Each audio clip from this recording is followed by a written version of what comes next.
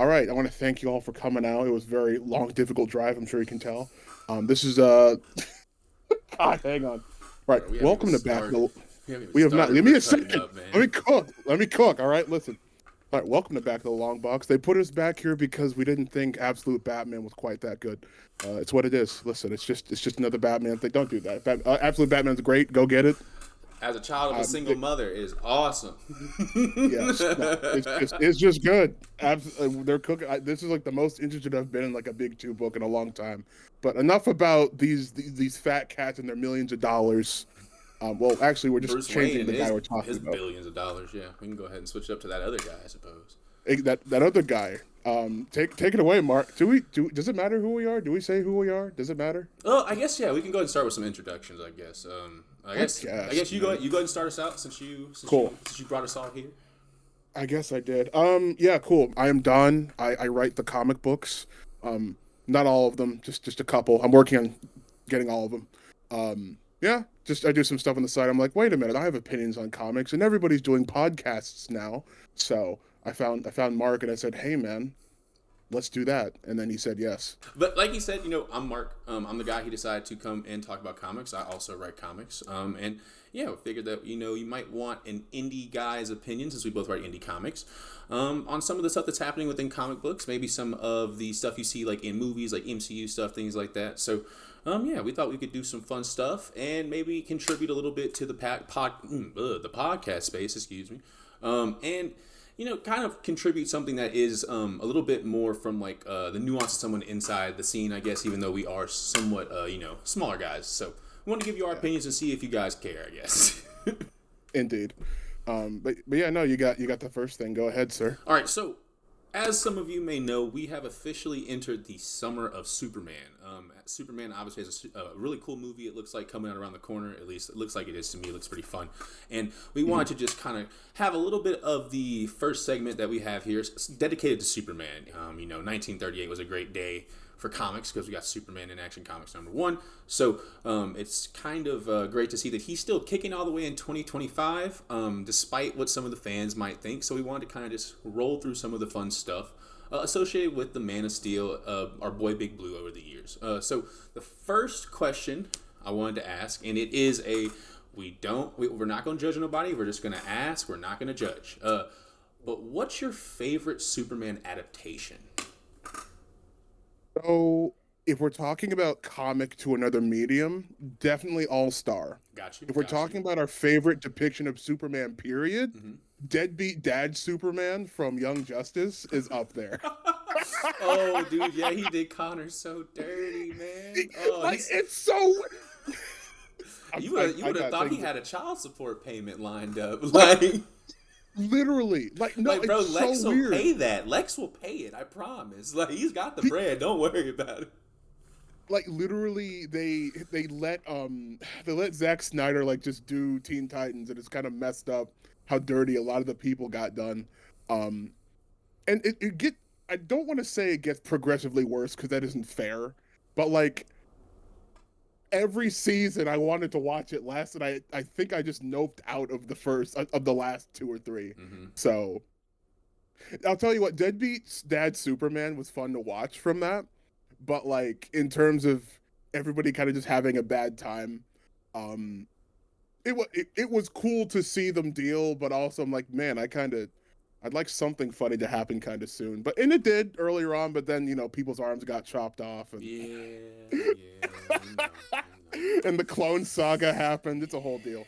But all time favorite, like forever, All Star Superman, because it's an adaptation of one of the best Superman comics Yeah, for ever. sure. Definitely Like my favorite. I, this is like a super vanilla take. I'm sorry, I don't want to start off like that, but like I can't think of something that is like more representative of like what my ideal Superman is than All Star Superman. I And agree. to the I point, agree. like literally the movie of it's really good. It gets two things wrong that I'm mad about, but they don't get anything wrong about Superman. It's the stuff surrounding him that they mess up for me. Mm-hmm. They have Lex Luthor actually admit he's wrong in the movie, and I'm like, he wouldn't do Yeah, that. he wouldn't. He He'd wouldn't never do do that. that. It's not. Never. It's nice. It's nice. You think he would, But No, that's like he thinking would. Doom's gonna like submit to Reed. It's not happening, man. There's Like, no it's just way. not happening. He would literally rather die. He would kill everyone else on the planet before this would be an idea he contemplated entering his mind. Like he wouldn't do it. And we love you So for we love him for that. Like we love Lex for absolutely. that. We love you for that, Mr. Luthor. You don't have to do all that. Like I feel you on that. I definitely feel you on that. I No. feel all of that, especially with the All Star Superman adaptation. Mm-hmm. Like it's that cartoon era run for the movies, the animated run. It was near the tip end, but it was still a part of the really good run of stuff. So yeah, definitely still worth the recommendation. I definitely agree. Dude, Under the Red Hood, All Star Superman. Like we just got some good stuff during Justice that League War. Oh man, Ooh. I showed that to all of my bro. I'm talking about people who don't even like comic books. They were just sitting there, just like mouth open the whole time. Like it was so. Oh man, I love that. It was so good. Yeah, no, we were eating back then. Oh my god, yeah, we might not have had it right in the theaters, but we had it at home on DVD. We had it correct there. So for me personally, and this is for favorite adaptation of Superman. This might be controversial. You know, I will 100% take the lick of recency bias. I will take that on the chin. But I really, really love Superman and Lois. I really, really love that show a bunch. And I love what it does as far as kind of like not only being like the end of like the CW era of DC stuff, but also being willing to toe the line between emotional and gritty. I think that there are some very gritty moments in that show. We definitely get to see Tyler Hoechlin like really push himself as like an older Superman who's raising kids and whatnot. But you also get to see these really fun moments, like, you know, the viral moment of, like, him in the old classic, like, you know, like, Action Comics #1 looking suit. And, like, the kid's like, whoa, nice suit. And he's like, thanks, my mom made it. Like, dude, like, that my mom made it? Yes, that's what I'm talking about. That's what I'm talking about, dude. He just shoots up into the air. Yeah, I love that. Like, but it's like he's also raising kids, like 2 of them. And, like, they're having problems, growing pains. He moved them from Metropolis to Smallville so that way he can try to, like, bring them all back in together. He hasn't even told them he's Superman for like the majority of their lives. Yeah, man, it's fun. It's fun, and you get to see some older folks from like. It's almost like if we got to see Smallville come back too in a bit, because we get to see some of those recurring characters, like Lana Lang's in the show. She's like a very prominent character in one of the principal roles. So I really like the show. I think Tyler Hoechlin is a very good Superman. I mean, is he box office level polished in caliber or whatnot. He's TV Superman, you know what I mean? We need to compare him at that level. I'm not trying to compare Dean Cain to Christopher Reeve, but I do think that as far as like, I mean, this was Derek on Teen Wolf, at least for me when I was a kid. And like that dude drove like a Camaro. He was like a bad dude. You did not mess with Derek. So like him, for me, I liked him getting to be Superman because I've already seen him be someone rough around the edges, kind of like Kevin 11, but older. I got to see him now do something that's like far removed from that, something that has to be like almost beyond reproach, and that character kind of like those two things don't really have much in common outside the fact that they save people. You know what I mean? So yeah, that's my personal favorite. I get that a lot of people might not care. You know, it's CW, blah blah blah blah blah. It's TV. Go pick a movie, man. But you know what? I like it. I think it's fun. No. I've heard really good things. I've seen some really cool clips. I haven't sat down and watched a lot of the CW offerings, but like now that a lot of it's winding down, I'm a bit more interested because like at least people in my circles are shutting up about it. Because like when a lot of people are like, "Hey, let's talk about this thing," that's usually when I want to unplug unless it's really big because like there's something about the fervor of the moment that kind of primes you that I don't want to be a part of. No, I agree. I agree with that. You don't want to just be a part of like the Vox Populi that day. You're just out in the streets yelling about what's happening. It's a little bit too in the moment. I feel you. I think so. So I try to wait a bit. Like I didn't see Gravity Falls until like way afterwards. So this looks cool. Like, again, like just I might grab onto that later. But no, I did see Bizarro Superman like from the CW show. Like that was actually kind of scary. I'm like, okay, cool. I need to actively keep tabs on this now. But I feel that. No, I like how they did Bizarro too. They decided to kind of work with some of like the science that's popping up at the time with like the whole like universe working in reverse order and function to our own. So he's like Bizarro's kind of like a reverse order and function type. Like, he's like in like a reverse like reflection type universe. It's cool. I like how they did it without spoiling too much and getting into it. But it was inspired. It was inspired. I'll put it like that. It's not like it's not lightning swords on the Flash. Good. Which like which we do not punch down, but we can definitely say when something didn't feel inspired. What even is inspiration? What even is that? Right. It's like willpower. It's like willpower. What even is it, right? What is Warriors hockey? You just get that by yelling loud enough at the guy you're fighting? Anyway. All right, so yeah, no. I guess that can since we know what our favorites are, we can kind of roll into our next question, which kind of relates to us, I guess, as creators with Superman, and that's like, what does Superman mean to you as a creator, as a person who reads comics, as a person who was inspired and one time used to read, like, flip through as a kid? What does the Man of Steel mean to you? You go first this time. I answered first last time. Okay. So alternate. For me, Superman is, and like I don't want to get too deep into the point because I have some points later on. But for me, Superman is, and this might sound corny to some people, but he's the embodiment of hope. And hope to me is a very important concept, especially in American society. I would think that, someone who is trying to be the man of tomorrow. He is like, hope is definitely how you can manifest a better day for tomorrow, and Superman definitely represents that to me. I've always seen him as the person who, whenever everything is kind of down and out, everybody else has just been, I mean, they got beat to the pulp. You call in Clark, and like, that's what makes him so cool, is because like, you wouldn't think that like the Boy Scout guy is the dude that's gonna be like it's almost like you're calling in Dad. Like, your last line of defense, almost. Like, it's almost like he's comic books dad in that regard, at least for DC, right? And we don't want to get the Bruce fans all up in a hair, but I do think that he has this fun metaphor behind him it's very philosophical. He represents a lot more than just a man with his underwear on the outside of his pants. Like, like, you know what I mean? Like, when Mr. Siegel and Schuster created this man, they're fighting through, the, and it's kind of interesting because it plays next into my next point, with the Snyderverse stuff, which we'll get into. But Siegel and Schuster were dealing with a co-option of philosophy being used against them. The idea of the Third Reich using the Übermensch against them, and they wanted to, spit in the face of this Aryan metaphor and make the Übermensch, the Superman, the Uberman, into a little boy with Jewish glasses from Kansas. You know what I mean? Now, obviously, Clark is, just an all-American boy from Kansas, from Krypton originally. Him being Jewish is more implied than it is heavily referenced. But considering what his creators were going through, it feels... there's an empowering moment there whenever you're able to stick it to the people that are coming against you, right? And you're able to kind of stop this co-option of a philosophy through art.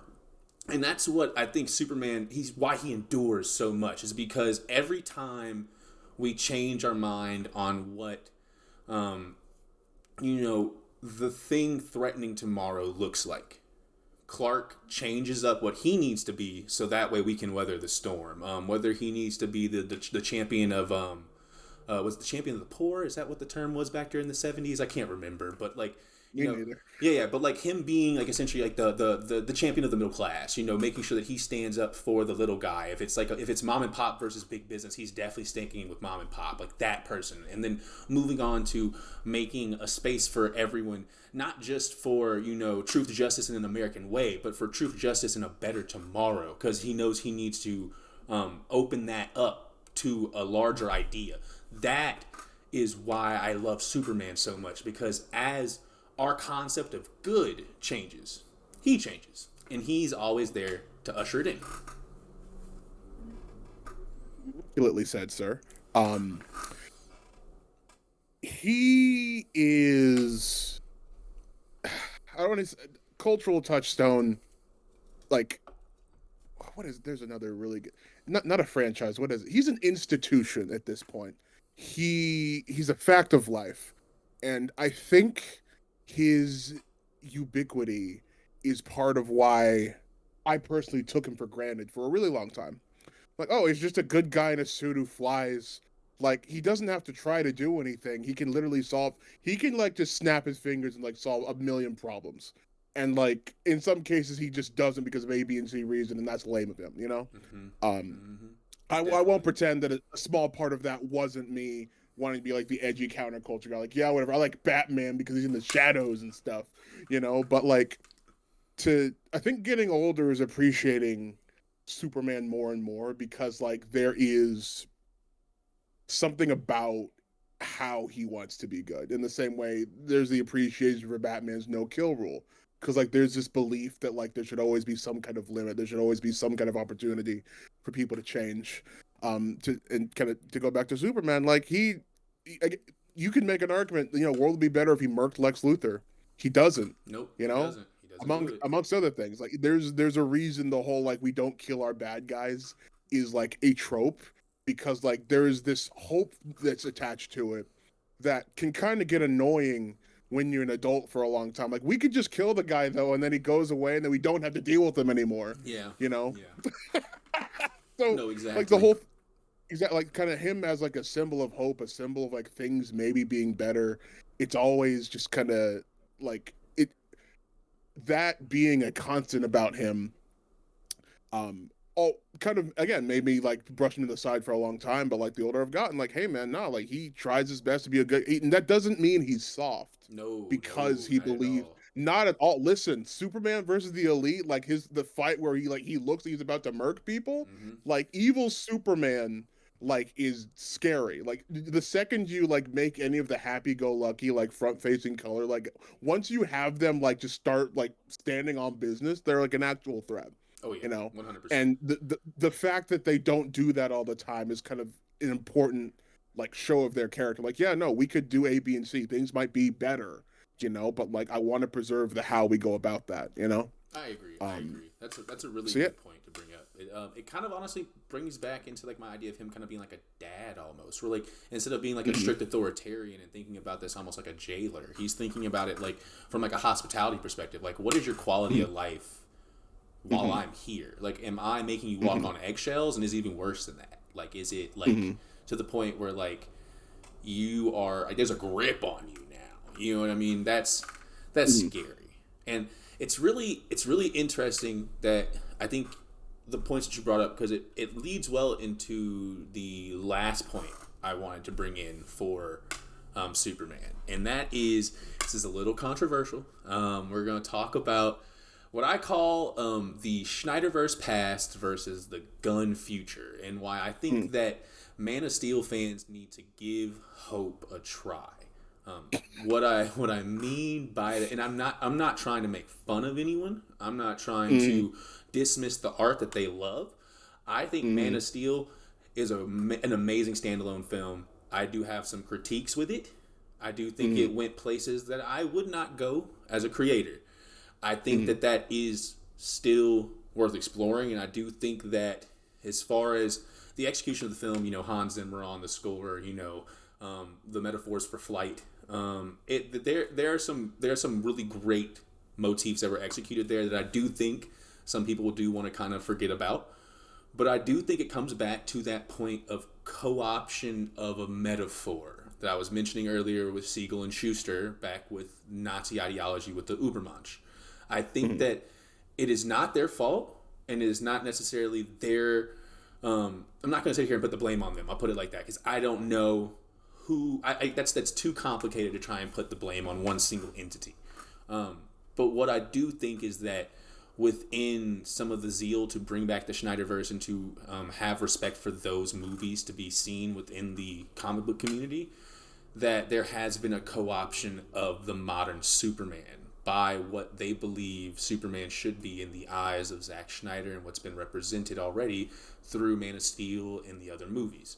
I do think that the movies themselves somewhat kill the co-opters full push, in my opinion. Like, I definitely think that the Snyder cut specifically kills a lot of the somewhat more toxically masculine things and tropes that they kind of push onto the modern Superman nowadays, like how he has to kind of be super larger than life. He needs to be this person who looks like he's peak physical form, almost as if he was like not natty, like as if he was on gear or something like that. Like all of these things are pitfalls we do need to make sure that we are aware of. Yes, they exist within reality, but we also have to make sure we're not making Superman into what we need him to be instead of so who he wants to be, excuse me. We need to make sure we're not turning Superman into what we want him to be, and we need to make sure that he stays who he needs to be. And that's why I really do hope.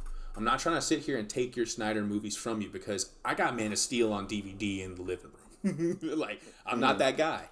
But what I am saying is, I hope that they give Hope a try, just so that way they can maybe think about passing the torch of what Superman looks like to something else. Because I think that their time in the sun is over, personally.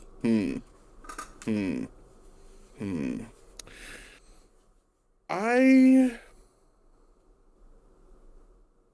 don't think, like, as much as I want to give everybody an opportunity to like change, olive branches all around, like there were people complaining when Snyder was doing what he was doing. Those people, if they're still alive, they're still complaining today, you know.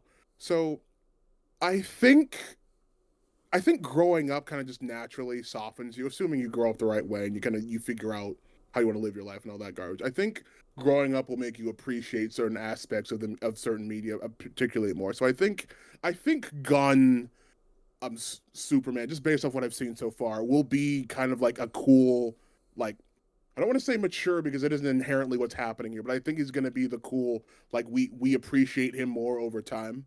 Like, we don't want to necessarily take away Man of Steel's flowers because there's a lot of good stuff there. You already said Henry Cavill, he's my Superman. He's so dope. He's so cool, man. When I was a kid, he was so inspired. I used to go to the gym just to look like that dude when I was younger, man. And I was never gonna get there, but he was so cool that's how inspiring he was. You know what I mean? I think he might be cursed. Like, every project that has him attached, like, gets him, and he is never not at his best for when he's there. At least in terms of the stuff I've seen from him. Oh yeah, Witcher was incredible. And then no, dude, Witcher, Mission Impossible, like the one with him in it. With the yeah, that was awesome. Gave him a mustache and it didn't look stupid. No, like, again, like, I have yet to see anything less than his A game. This is a me problem. So, like, but like, they lose him at some point. And like, then the thing is like always in a weird state afterwards. It's not always necessarily worse, but like there is something about what he brings, like not just like as an actor, but like as a presence to the thing that like is really valuable. And I don't want like 40K to lose that, because as much as I like the new guy they got for Superman, I think he's great. I'm mad that like Henry Cavill like hasn't had like an unequivocally like great thing that was cool the entire time he was there. Like, there were moments of coolness, and then he had to bail for whatever reason. That's unfortunate. Yeah, yeah, it'd be cool if he got like if he had if he needed like a long ongoing, like when the series finale came, everybody was crying on socials. Like, yeah, he deserves that type. I definitely agree with that. Definitely, he's phenomenal. I don't know what more use they can get out of him, but if Gunn can use him for something, I hope they do. Oh yeah, that'd be awesome. Like how he got to be like Cavalrine in Deadpool Wolverine. That was super lit. I was not expecting that, honestly. That was phenomenal. Sorry. You know what? Hang on, real quick. Deadpool aside, did you hear the news? Oh, with Batman. This is gonna be so. He's gonna have to put wax in his ears before he fights that man. Deadpool is going to have him. Like, it's gonna be a problem. It's gonna be a problem. The man's he better cut off his mouth first, so that way he can't talk.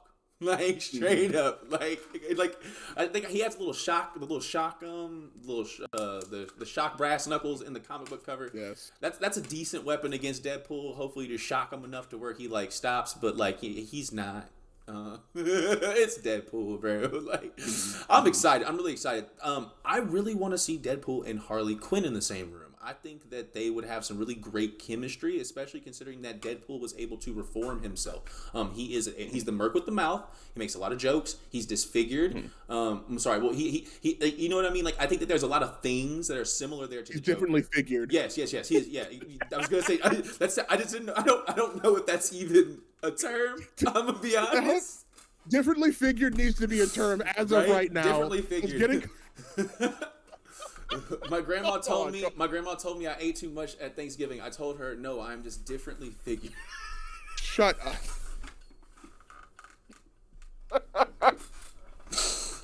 No, but like, I think that they would have some cool chemistry, especially since they both like red and black. Oh, absolutely. I don't need like an event where Deadpool just invades other properties, but like if they do that, like just have it be Deadpool running around in different stuff. Dude, have him show up in Invincible, put him in like the Harley Quinn show for like 5 seconds. That'd be so fun. Yes, him and Kaylee Cuoco. I'd watch it. Yes, that'd be awesome. I'd watch it. That'd be some super fun stuff. Oh yeah, that'd be super sick. If they could somehow find a way, because I love whenever they find a way to work in like Big Bang people in on that show. If they could somehow find a way to make that happen, that'd be fun. That'd be hilarious. Okay, hang on. So I don't mean to take us so far in a different direction, but this is super important. Back when I worked at the game store, there was this Batman miniatures game that was popping off. So they used that as like a backdoor into like other DC miniatures, and I think they kept calling it like the Batman miniature game for whatever reason, right? Okay.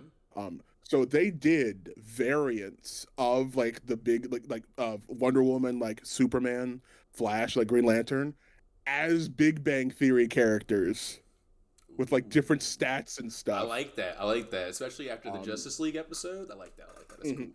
So yeah, they had different rules and everything. They were really cool, but they were like $100 for 4 minis. So I did not get them. Yeah. But they look really cool.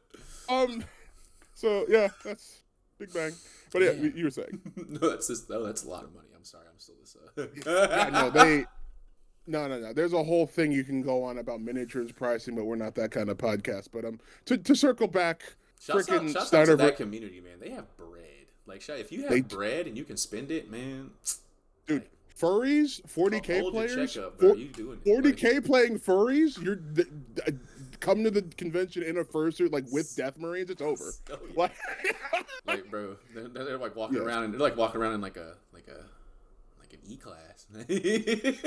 Actually, like, it's insane. I think so. And they probably got close. Like, it's just, I don't know. It's funny. Indeed, but no. So Snyderverse versus Gunn.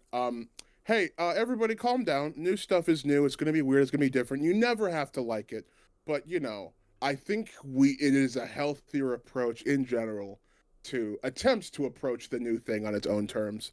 I think the new tone is interesting. The idea of Superman being kind of late to the game for superheroes is actually really interesting because I forget, somebody has a thing where like Superman is like the first guy and he inspires other people to be superheroes. Him coming to it late to the game and like trying and like that's a whole other layer that I haven't seen before. So like that'll be really fun to get into. I think I haven't gotten the sense that like Superman has been in hands that care about him like in a long time. That isn't to throw shade on anybody else, but like there's something about loving somebody like and like wanting to take loving a particular instance of a thing and wanting to demonstrate that over and over again that I really got a sense of with just that trailer. It's not even funny, dude. They got Nathan Fillion to be Guy Gardner with a bold cut. With the bold cut. Would I tell you that there are other people I would have gotten, but I know for a fact that like he's gonna lean into that super hard and be like the most disgusting, repugnant ginger on the planet. I'm really and excited. Then I'm so excited to see him. We're gonna have some fun in that theater, bro. We're gonna have some fun. Absolutely. I'm very excited, and like any other time, any other thing, I would be like, nope, save your hope. Don't believe it. Never believe it. It's gonna just be a thing. Like I've never been like just so hooked on. I'm hopeful for the first time like about a movie like in a very long time. So same. I hope it's cool. I hope they make really good use of them. Like everybody there. I think they're in a position to do something really special not just with kind of like Gunn at the helm, but with the time we're in, you know? I agree. I agree. There's something about the shift, like just from the other thing. Like there's a lot of stuff that is like old that will be new again if they just touch it up a couple new ways. Like, you know? Hmm. So there's cool stuff. Yeah, I'm excited. I'm excited. And Hope it's like cool. and like I it's funny earlier that you mentioned that like you didn't necessarily like Superman when you were growing up. Yeah. I didn't either. Hmm. When I was growing up, I was a Marvel boy, but mostly because of Spider-Man. And I would think, I mean, for me personally at least, it was because when I like if you think about the three biggest heroes to me as a kid, that was Spider-Man, Batman, and Superman. Hmm. Batman sat on like one extreme of having like no superpowers, and like to me that was a little bogus. How are you a superhero with no superpowers? Now obviously I agree with that, obviously, but as a kid, you know, little small kid, little ADHD kid, it didn't make sense. It felt like it was in the name. So Superman sat on that opposite extreme. He's a flying brick. He has all these powers. Just like you were saying, it doesn't really feel like it's a challenge for him to do anything. So like Spider-Man sat right in the middle. It was like this kind of Goldilocks thing where it was like a just right situation where he had some powers, but he was still vulnerable, and he had to like kind of use his brain to get out of stuff. He was like a Swiss Army knife type hero, right? So that's where I kind of sat for a long time. But it was honestly all-star Superman, because I used to sing of every single one of Superman. I used to sing of all of Superman's. I used to sing of all of Superman's. Like I would sing ill will against that man every day. No praise ever. That was me. I was the Superman hater club president, and I used to take pride in it. And I think that I grew up with that angst for him because of how powerful he was. And it wasn't until I saw someone kill him that I really understood what he means to us, what it would mean if he wasn't here. And I think that that's why I really want folks to just give hope a try, because what we're suggesting is a world without Superman if we don't give this a try. At least without a Superman movie. You know what I mean? Like I think we can do this, man. I think if we just all come together, we just try to pretend that, you know, Clark needs us for a day, I think we can do this. I think we can do this. Like, just come out for your boy, bro. Come out for your boy, even if you're not happy for him. It's like, oh, he married that girl I don't like. No, I don't like him anymore. Like, no, you're gonna come to his wedding. You're gonna come to his wedding. You're gonna shake that girl's hand. Like, you know what I mean? Like, Superman needs your energy. We need yes, literally, bro. Please.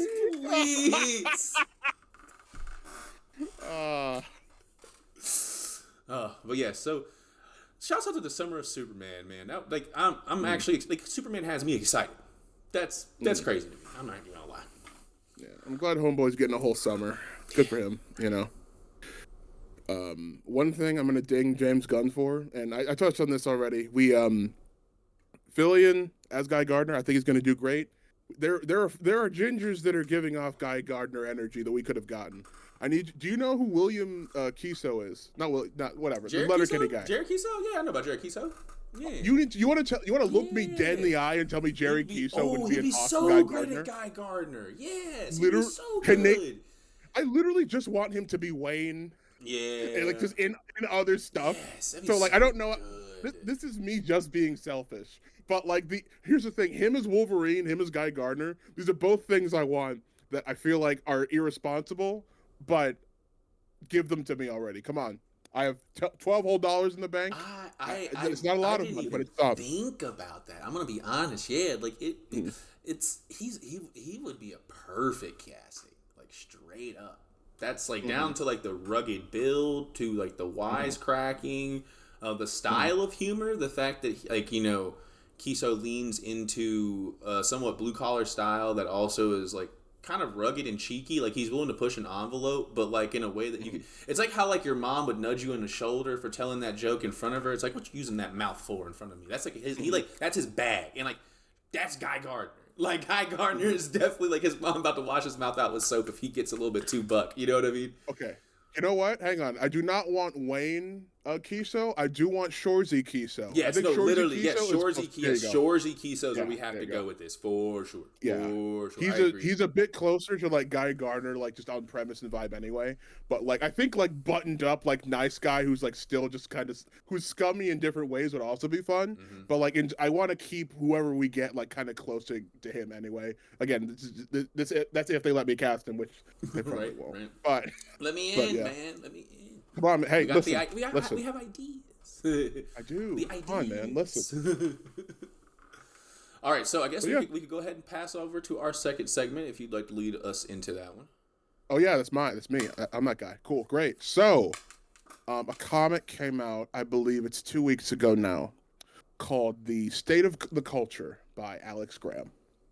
I believe, as of today, I believe it is still up. And this is not permission for you to go harass her. Not Never. cool. Not kosher. Never. We don't want that. Never, Never. guys. Harassment is sometimes funny, but it's never okay. Nope. Nope. Yes, like straight me. up, Listen, straight up. Don't no, do all listen, that. I'm not man. gonna. I'm Don't not gonna be a lie. part of the Listen, problem.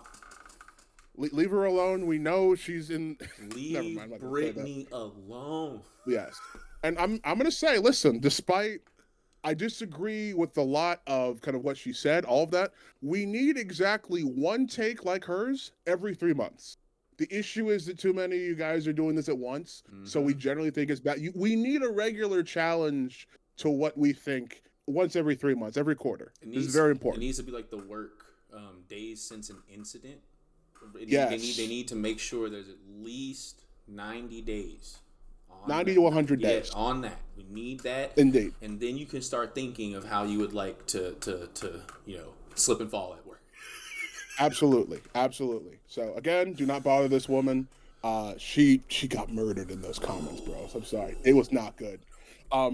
And I think me personally it was a bit out of it was not proportional, but we're gonna go from the top. So she posts this comic. To paraphrase the events in it, an onlooker sees a quote unquote mediocre comic artist being praised. They get a look at the work that is being praised. They're not a fan. They talk to one of the audience members and they're like, "Hey, do you like this?" And they're like, "Absolutely. No, we don't like this. Like, why are you cheering it on?" They're like, "We don't know." Right? And this is the audience member is wearing a white guilt shirt. So naturally people took that the worst possible way it could be taken, which you know, it's a whole thing. So I'll open. So the general takeaway, or rather the average takeaway, is this is somebody who thinks that, like, you know, POC comics people are not getting the recognition, or sorry, getting over recognized, according to Alex Graham. That's the general statement that people are, and they're being like, "Hey, wow, you're racist." My personal takeaway, I think she's not liking what's coming out right now, and she thinks stuff is being over celebrated in general. I don't think she's targeting the Browns, me personally. I wouldn't put it past anybody in 2025, but I'd like to hope there'd be at least a bit more tact about it. I think she lost everybody with the white guilt shirt, and I think the follow-up blog she did had some good sound bites, but I don't really think I don't think it took away from the points other people had. I do have some things I took down just to read off here, really quick. Alex's response, she did a whole second blog, like I said. She wanted to simplify her point down to, "My point is that performative white people have a weak sense of self when they are constantly trying to appease people they think are oppressed. That's annoying and bad for the culture, and nobody likes it." She swears a bunch. I don't want to do that because I got siblings in the other room. I don't want them to hear me cursing. That's bad. But that's her summarized point. I agree. I agree with that point by itself. What do you think, Mark? So, I think whenever you and I spoke about this, I mentioned that I saw a TV show a while back. Kenya Barris did Black AF, and you know Kenya Barris is the creator for Blackish, Grownish, that line of shows. And Kenya's had a lot of controversy amongst probably all parties at this point. I feel like Kenya's definitely done something to somebody everywhere at this point, because he sticks to his guns. He's not going to change what he does, and he decided to portray his at least a facsimile of what his family looks like from a reality TV show perspective. And he actually had one whole episode where he talked about how there was like something black that came out, and everyone was praising it, like talking about how like this next level it was 10 out of 10, like it's like we're like the future's now, like this is it. And he just thought it was like okay, like just it was good. And like he didn't really understand the impact that had as a black creator. It was like a lot of the nuance of, are you hurting the culture? Is this bad for black creators for you to talk like this? You should should you let us have our moment? Things like that, right?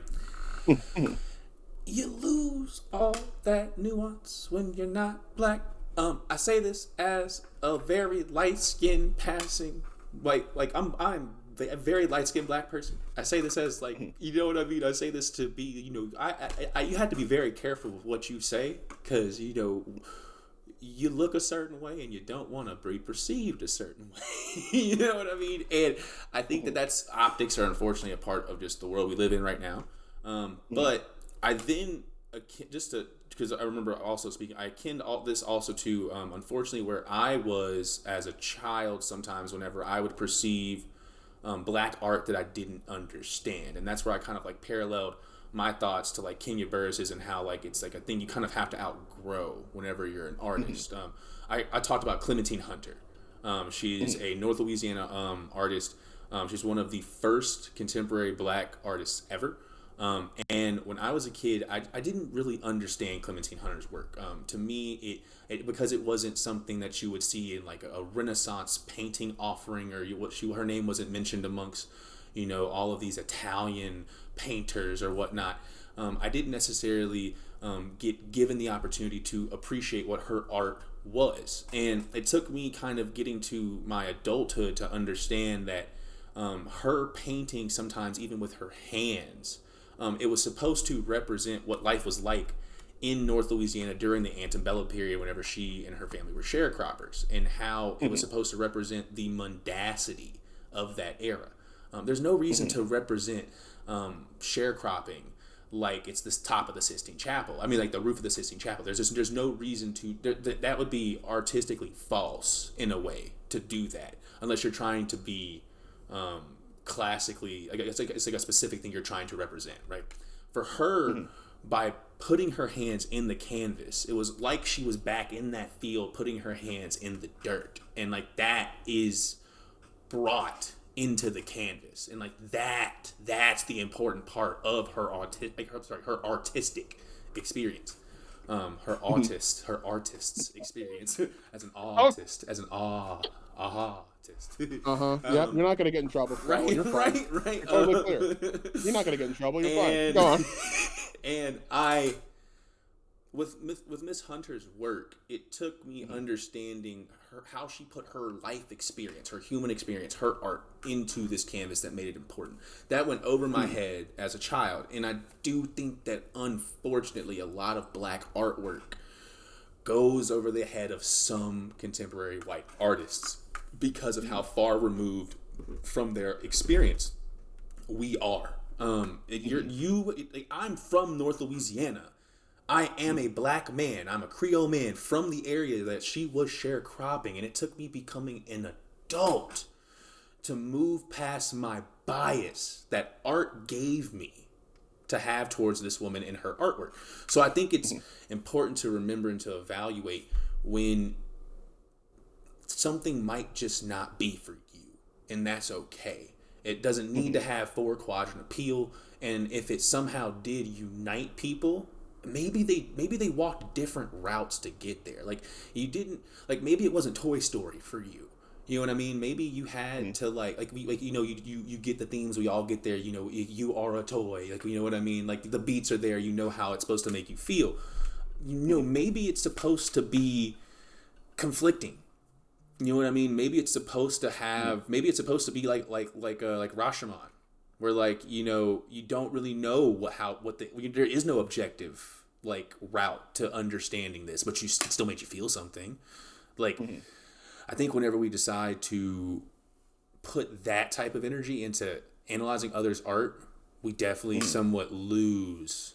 I think we lose a little bit of ourselves in that process. We forget what art's supposed to be sometimes.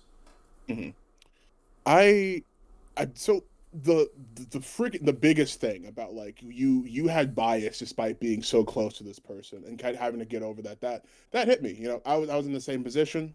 I didn't know black people made comics for like a really long time. I figured that was just something that like nebulous companies did, you know. Ironically enough, like a black kid gave me a white guy's comic that kind of got me into comics, but I just didn't put together that we could also do that, you Mm-hmm. know. It Mm-hmm. was so there's always been this kind of odds like with the medium in terms of who it's for. Not that it necessarily felt kept out, but like there was always this presumption that I was in a spot that I wasn't like native to, when that isn't necessarily true. Anyone can cook, anyone can make comics.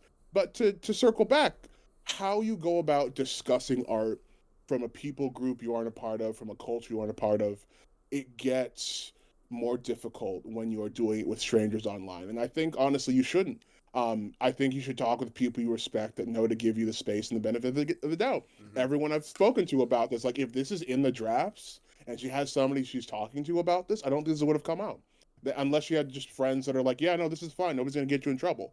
I don't know, but like the concept of there are people that are afraid to say what they think because this person is like kind of protected. Whatever, forget whatever your skin color is. This can be not just race. This can just be like what social group you're in. You can just be the God King of the of South Fremont. You can just not be touched there. And if you say something, you're persona non grata. Mm-hmm. That's unfortunate. That can happen. If you eliminate the race element, you kind of look at it like and how this can develop in other socio like not socio is that socio I think that's socio-political, like how this can develop in other socio-political scenarios. Like it's a lot less like objectionable, like the idea of you should not be fortified from critique or from a quote unquote fair assessment of your work. I agree with on premise, but I think there is an inherent attitude of there's a right and wrong way to do art, like there is an objective like quality to art, like that conversation that's kind of showing through in wanting there to be discussion about the quality of your art.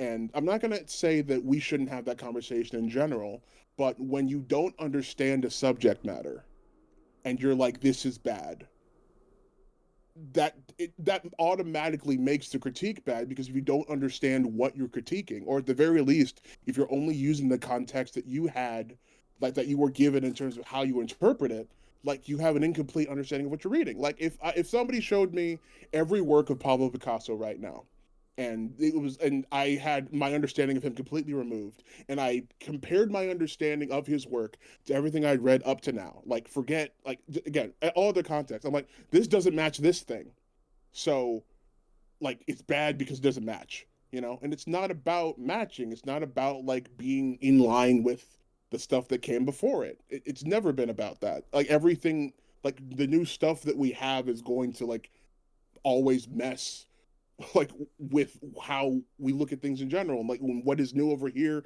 can be an old technique somewhere else. Like it's a giant mess. So I think attempting to quantify it outside of the specific techniques used is a fun exercise, but an exercise in futility.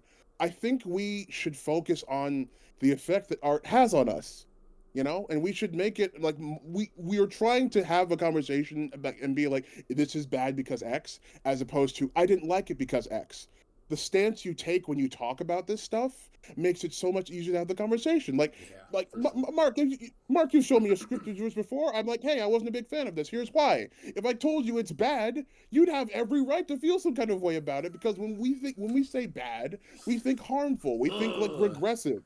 Exactly, like, you know, and it's Defensive. not Yeah, that like literally. Yeah. exactly. No, like we if the stance changes, if we're just like I didn't like this, you know, that's so much easier. Here's the best response ever.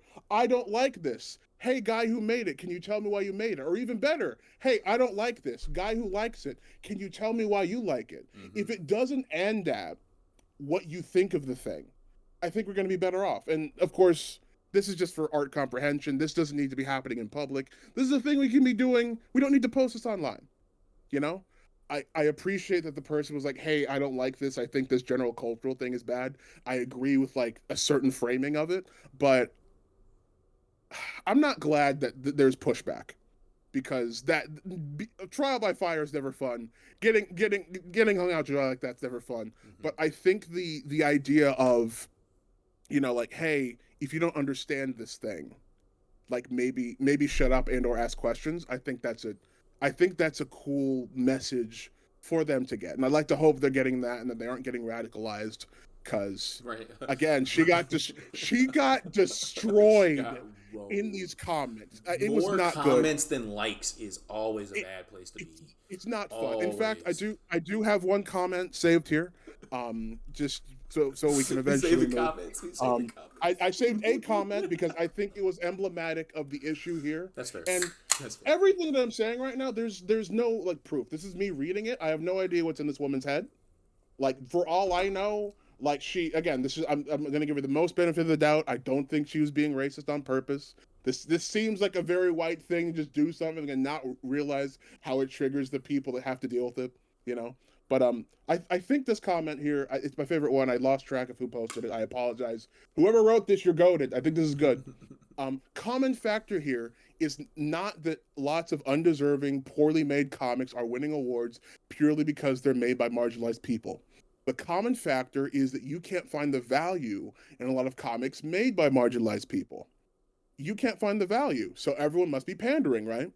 This perspective is kind of a self-own, honestly, because it sounds like even artists with none of the privileges you respect, art schooling, skill in English, time and budget, and time being alive, artists with none of these have been able to use their interesting and untold life experiences to make comics that people liked better than yours, which wouldn't even be a big deal if you weren't convinced that the comic awards determine the current culture of comics.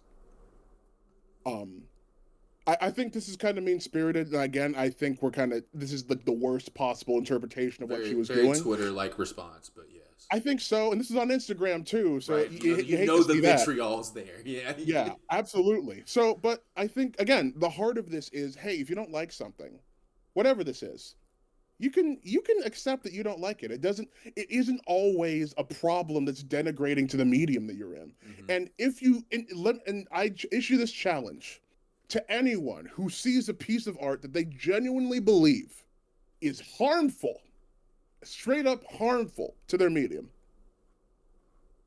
Can you like just actually talk about like a normal person, please, for love of God? Like, hey, here's why this boobs comic is harmful, right? Because I've seen people that are like absolutely like super rude have excellent points underlying their dislike of certain types of comic, but because they're so caught up in being right and like being rude and like jabbing the people they don't respect, I don't want to listen to them. You Yeah, know? I agree. And, It's you're misplacing your attention and your focus a little bit, in my opinion. mhm, At least it comes off that way. It comes off like mhm, why is this in your mind rent free? Yes, it is a problem. Yes, it is a state of the affairs that are within your life. I get it. It's something that's within your eyesight. You can't really not look away. But mhm, but mhm, you know, I like to think that I keep business that serves me, and that doesn't. indeed, Doesn't pay me anything, and it's not going to help the culture at all. So indeed, which is very important. I do indeed. think that if you do, obviously it sounds elementary. If you don't have anything nice to say, don't say anything at all. But when you're an adult, especially in a professional, it's different when because like with the internet, we're blurring the lines between what is professional or what's not anymore. The Mhm, idea of professional and ethical being the same thing is definitely not. Definitely can be a false equivalency depending on some things. But I do think that if we can remember to just put on a smile and to remember that not everybody needs to hear what I got going on upstairs. Like, not everybody needs mhm, to hear what I don't need to open my mouth. Like, you know what I mean? If we could just all get to that spot, mhm, with create, and then because the whole like going to school teaching people how to be constructive thing, right? I feel like the reason why we fight so hard to do it is because you can find something good even in the things you don't like, and you can do so through a critique telling them what you don't like about it. Like that is still mhm, you giving them something good. Instead of mhm, you finding something good here, you just decided to give them a nugget that they can use, and hopefully that's you adding to the affairs and hopefully increasing its quality in a way. So you're still a quality of good is still being applied here. I think that at least in like my weird mind sense. But yeah, no, I definitely agree mhm. with you there. I agree with you. Yeah. So yeah, that happened. Again, she got destroyed. I kind of I was able to talk to you like some other people. The general consensus is that this probably should not have been posted publicly. I again, I appreciate that it was. I think we got to have a discussion like this every once in a while. I think it's good. I think the undertones here were kind of good to attempt to suss out. Hmm. I do hope the artist is okay because like I think I think there are nuggets of truth here that I think we should be conscious of.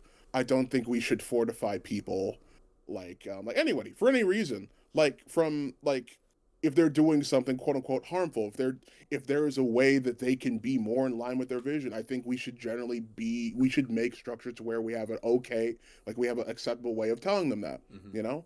And also, if they don't, if somebody believes they've reached the pinnacle and they don't want to accept change ever, fine, leave them alone. It's fine. Like they don't like if as long as they're not hurting anybody. Like if they don't ever want to change, right? Like let them live their lives, dude. It's not that serious. I think you can lament the lack of effort. You can lament like, man, if only this person would like finish the third Mona Lisa.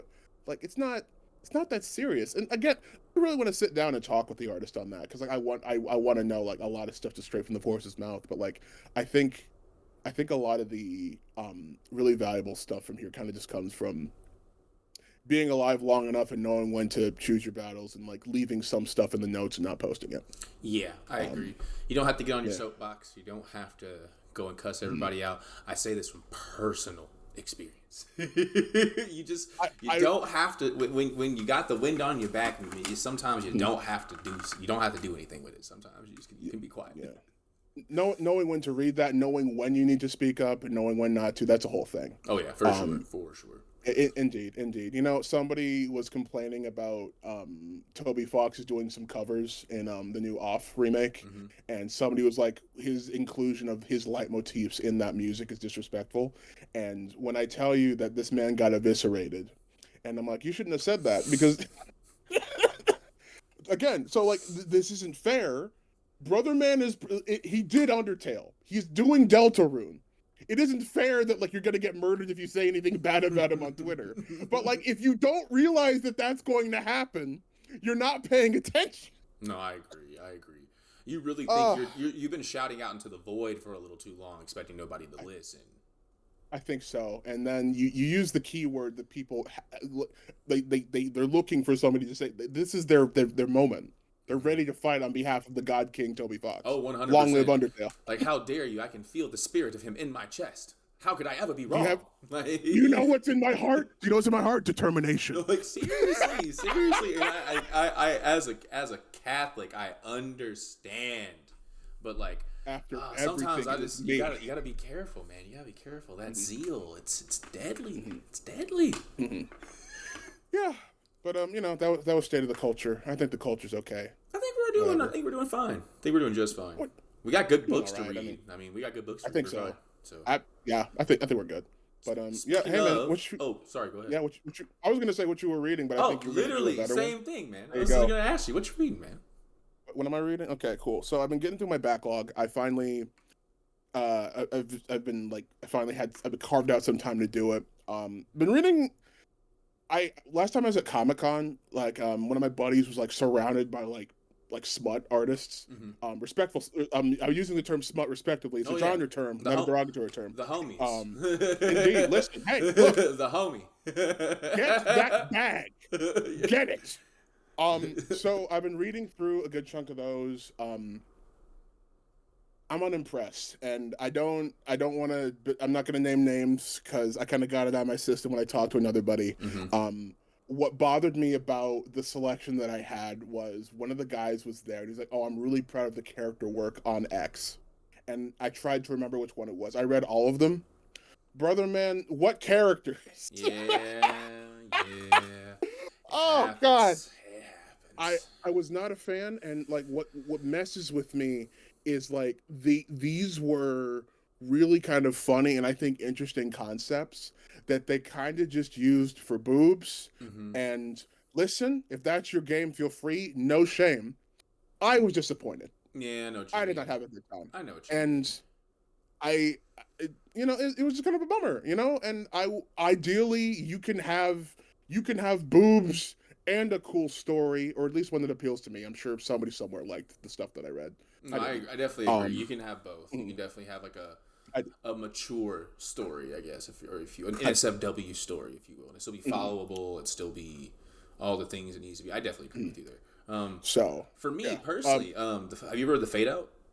The fade out. No, Yes, tell me about sir. this. Oh, Ed Brubaker. Okay, the Yeah, fade out. so Go ahead. he did a book with Image, independent. It's set during I think 30s Hollywoodland era Hollywood, and it follows like it's like this noir mystery of like someone killing people on like a Hollywood movie set, right? Oh, Super duper sick. It's like back whenever okay. like people had to like white pass in Hollywood. It's like that's like Mm, a whole plot line with one of the actresses. mm, It's like super duper fun, right? But mm, there is some very tasteful nudity as you go into the second act of the Fade mm, Out. And there was no nudity in the first act. Obviously, it's an Image Comics, and it's Brubaker. He likes to get a little mm, cheeky sometimes, and his dialogue's good, so it works well.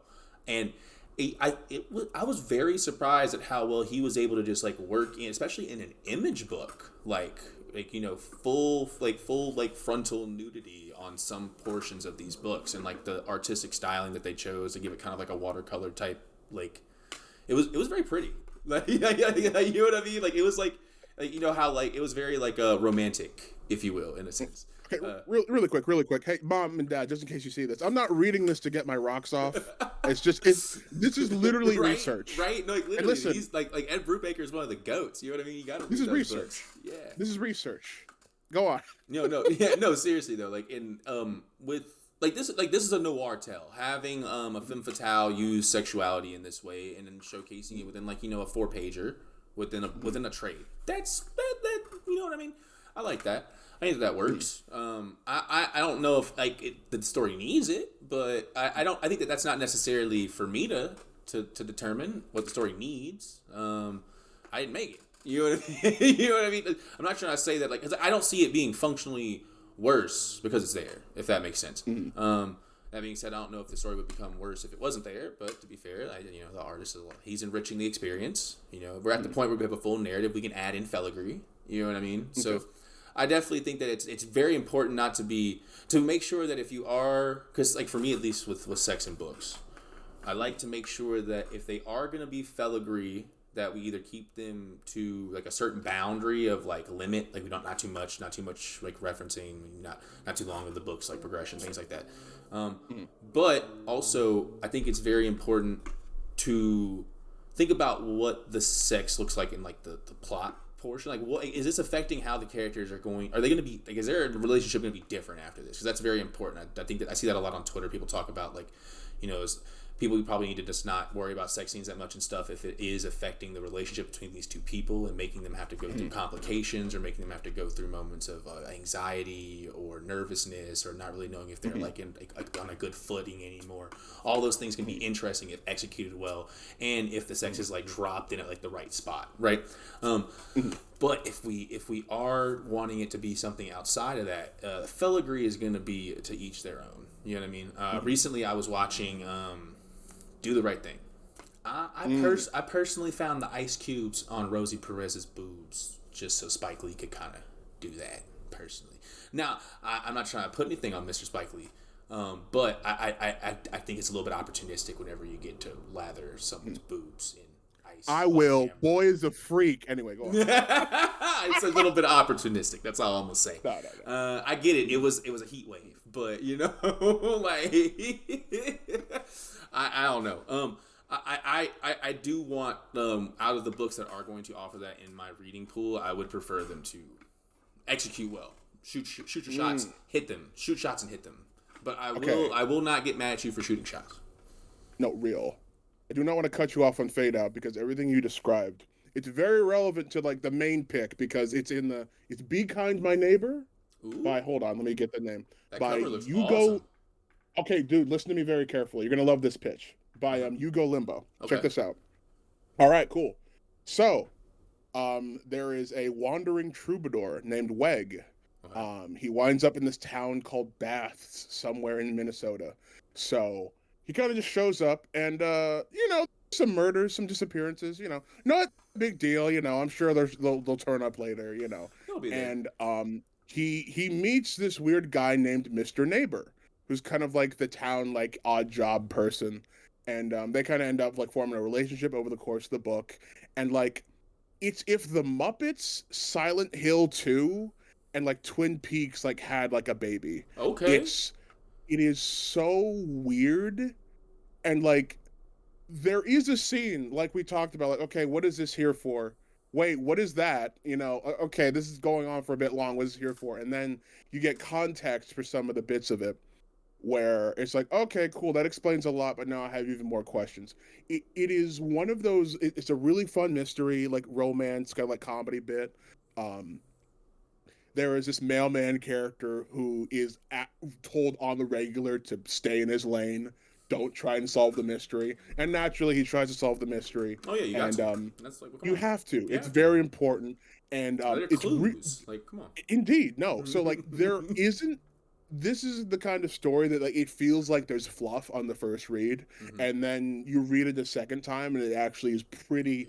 It is Ooh, trim in ooh, terms of ooh, information. ooh. Okay, I feel it. All right, no, I'm about to pick that up. That Yeah, sounds awesome. yeah, So, is it? Would yeah. you No, say it's like so? Like, is the creepy vibes kind of like it's like doll creepy kind of? it is doll creepy. Okay, Yeah. okay, I like that. Like Petrushka dolls, like nesting doll kind of creepy. So so not nesting dolls. Like think Annabelle, but like cloth instead of porcelain. Okay, gotcha. Okay, so like a Yeah. Raggedy Ann type deal. It indeed. Okay, There's okay. like I'm not sure what like the canon like species is of everyone here because like there's somebody who's made out of cloth. Mm-hmm. There's somebody who's like turned into like a fur monster.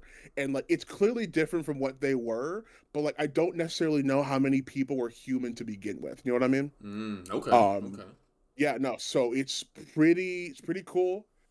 Big fan of the dialogue in general. I don't think there was like a slow moment in there. Nice. It does this thing that I personally hate. Weg is a singer, so there are moments where he sings, and it's a comic, so I can't Yeah, hear the music. yeah. And as far as I understand, there wasn't a soundtrack made for this, so I'm kind of just stuck imagining what the song is. And I think the lyrics are pretty good too, so I'm just extra mad that it isn't, being sung. No, I know what you But mean. Like whenever, like it's yeah. hard to apply leitmotif to comics sometimes. Like, outside of just Mhm. not giving it a soundtrack to like be an accompaniment. It'd be really Indeed. cool if like someone kind of cracks that one day and Yeah. like kind of maybe it's like a sing along moment. Maybe you like you teach the reader how to make a beat in their head and then they can sing along that way. Maybe I Oh, don't know. Scott Pilgrim did that. A word? Oh, Yeah, I think they're like the best example. Like they literally teach you the bass line. They literally say, "Hey guys, don't worry. Sex by Mom sucks. Here's how you play this entire song." I think it's like one or two panels, not even. It's pretty good. man, Um, I'm about to go read Scott Pilgrim, man. Like have you not read Scott Pilgrim? no. So I'm weird with books. I like to pick them up in physical when I can. I do know. I think he is on Global Comics though, so I might just start Yeah. reading that digitally because I know he did the recolor and everything a while back. So like, He just dropped the Super Collection, mm-hmm. like, and the original like 6-pack manga collection is there. If you want to drop $400 so you can have like both versions and just be that guy, you On totally the can. shelf, on the shelf. Yep, yep, dude. Those manga editions were so goaded. Like the fact I, that I like they look so good anytime I see him on a shelf. Like I have that. I have the poster that came with it still. I still have that box, dude. nice. It was a great. Have you seen the new box that the new collection comes in? Mm-mm. They modeled it after PlayStation and PSP boxes. Yeah, bro. Okay. All right. We're cooking. They're We're cooking. Yeah, no, like I think Yes. they use the same font for like some parts too. It's really cool. I Hell recommend yeah. it. Scott Pilgrim's a good time. Hell yeah. But Hell yeah. yeah, no, were you reading anything in particular So outside of Fade Out let or? me see if it's up here in my list. I think it hopefully is. Yeah, it's right Yeah. here. So I've been trying to read just like more in general. It's part of just like I try to keep a list. But I'm really like my ADHD makes it sometimes hard to kind of keep an attention span. Like some days are better than others. Sometimes I can just run through a whole bunch of Condolences. stuff. Yeah, you know what I mean. But Never fun. Go on. but one book that I saw at my local comic book shop that I had already seen on Twitter in a while back because I've been following the writer and whatnot. Mhm. It's a Kogun. Let me pull it right here in the middle. Oh, ooh, A ooh, ooh. Koga. It's blurring super Oh, hardcore, go man. They back don't here. want me to see it. Yeah, here we There go. we go. A A Kogun. Kogan. I got it. Yes, a Kogun. Yeah. Okay. So brutalizer of the gods, man. And this book bangs. It's by Ruela Ayodele, the person who's writing Storm right now. Oh. And this was their book that they have through Oni Press. Ooh. Yeah, super duper sick book. It is the best way to put it. It's Clash of the Titans, but with like Orishas, like with like Yoruba gods. Yeah, and yeah, Ooh. the first issue has like Ogun and Obatala like dueling it out, and it was sick. And I bought this at Ash Avenue. Shouts out to Ash Avenue Comics here in Phoenix.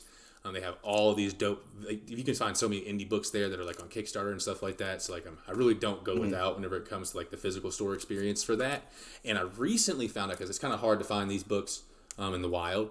I found out that they actually have the collection on Global Comics. I found it out yesterday. Nice. Yeah, so I'm gonna go through and Shout out like, Global yes sir, Comics. shout out Global Comics. So yeah, I'm gonna go and I'm gonna read the rest of a Kogun because a Kogun, he is he's pretty much he's like a scourge to the gods. Hmm. Like he was born to kill the gods. Like he was like Hmm. prophesized, and like he's now finally of maturity, and like the gods are Hmm. like kind of reacting to him becoming a player.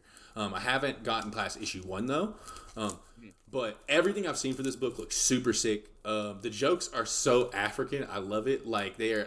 It's so fun. Like it's cheeky but very laugh out loud funny. Like it's like the jokes made me gutturally laugh at some points. Like it was really really Hmm. fun, and like it's like I mean it's Clash of the Titans type stuff. When the gods start messing with each other, man, they start fighting. I got to see it. And this is the pantheon you don't really get to see very well done sometimes.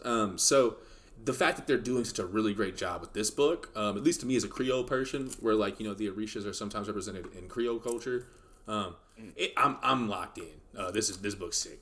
So definitely check out a Kogun, bro. Check out a Kogun. A Kogan. Yeah. All right. All right. Okay, actually, to circle back to the Fade Out, have you heard of the Kill My Mother trilogy? Mm-mm. Okay, so it is a series of three stories. So there's Kill My Mother, the Cousin Joseph, and the Ghost Script. Okay. So it is about I believe so. The first two like are is like it's the same family but like different members of the family. Mm-hmm. I forget. I haven't gotten to the third one yet, so I can't vouch for what it is. But Kill My Mother and Cousin Joseph are like they're in my favorite books of all time, like Hell next to yeah. Scott Pilgrim. Okay. The art style is all about like just capture like the basic form of stuff. Um, it's like the dialogue is like so of its time. Like it literally felt like I was in a different spot. It was really well written. The first one is about like this kid who's trying to figure out what happened to her dad, and like this woman who works for a private eye, who is like everyone here like this is like one of my favorite like everyone kind of sucks stories because like this kid is a brat, like the mom like literally doesn't have enough time to like spend with her to like to keep like to kind of like help her get out of like the stupor she's in, Mm-hmm. but like she's trying to repair her family, that's what, but like she's doing that away from her kid, you know. And like while this is happening, like the guy she's trying to help fix everything is also a total mess and an alcoholic. And like this is while like multiple gangs are doing things, like there are a bunch of like actor on actor like murder conspiracies. Like it's I believe it takes place in New York and then it moves over to Hollywood and then at one point like overseas like for like a bit. Like it the way it started was never the way I thought it was going to end. It was like just so weird but like so enrapturing the entire time. That sounds um awesome. That sounds like a great I time. I'm a big fan.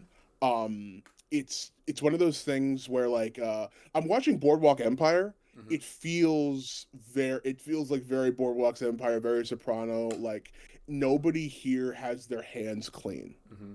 You know, like everybody here, like they might be the best guy in this area, but like there are always like better, cleaner people that Oh like yeah. are in the periphery. Like even You even know? even Bobby got taken out of the train store. Like Yeah, no, dude. Bobby, like, despite like not even taking a Gumad, like he wasn't perfect either. He actively was gonna sign. Like, it's a whole thing. I love it. buying trains for a son who wasn't even gonna do trains with him. Like oh man, Nope. that was the moment for The Sopranos that got me, bro. Okay. You know what? Hang on. Brief Sopranos aside. I don't think this is come up in No, conversation. uh, Let me tell you I something. understand. I understand. Janice from The Sopranos. Mm-hmm. Um, I I don't like to use the word hate lightly Mm-hmm. because I think there's a lot of baggage there. I hate Janice so much. She's like the She never worst gets right, person bro. ever. She never gets right. Never. She There is never gets right. always some scam she's running. Always. Bro, my friends are Like, watching a rewatch, bro. There was the episode where she took that woman's leg, the prosthetic. dude, She locked she it up at is the the Y. Like she's evil. Like she's she evil. there are people with body counts. Yes. Murderers. Like Like they with have a killed lot. and ruined lives. I Yes. do not hate these people as much as I hate Janet. No, I'm with you, man. I'm with you. I'm with you so hard. Like, oh no. Yeah, no, I'm with you. Like so this is a problem I've been able to compartmentalize. I'm like, okay, cool, whatever. It's a fake show character, whatever. It's fine. I'm well adjusted. A woman who looks just like Janice came into my store once, and like I needed to check myself so hard because I'm like, there's no way I am Twilight Zoning because a woman looks like this fictional character. This is not right. I had no idea. She I gives had you not like like grown up yet, she gives you a Daisy name, it's just like, oh no, why is her name Parvati? dude. Dude. It was literally in the same like ballpark as Parvati, and I'm like, "There's no way. This is not the same woman. It's not. It's not possible. It's not possible." And she's like, "Oh no, my boyfriend will pay for this." And I'm like, "No, Bobby better not walk in here." I swear to God, if Bobby walks into this store, Oh my. It's like model trains are in the so back, old man. Leave me alone. God, Leave me alone. God, dude. So that was a whole moment. But the general Sopranos Boardwalk Empire vibe is very much there. If you want more of that with like some differing perspectives, I can wholeheartedly recommend Kill My Mother and Cousin Joseph. Mm-hmm. Cousin Joseph is definitely like more of a political thriller because like it has to deal more explicitly with law enforcement because like the little girl's dad is the main character in Mm-hmm. Cousin Joseph. Okay. Um, so yeah, I need to read the Ghost script. I'll report back if when I read that. But the first two I unequivocally recommend for literally everybody on the planet. Um, yeah, Hell yeah, that good, sounds good. awesome. We're reading good right now. Good comics are out. Oh yeah, for sure. For sure. Like we're You, eating. you got anything else for us, sir? No, that's all I had on the agenda for us, man. Sweet. Okay, we don't have a closer yet. Do we need? We don't need one. We can just say, hey, the show's over. Go away.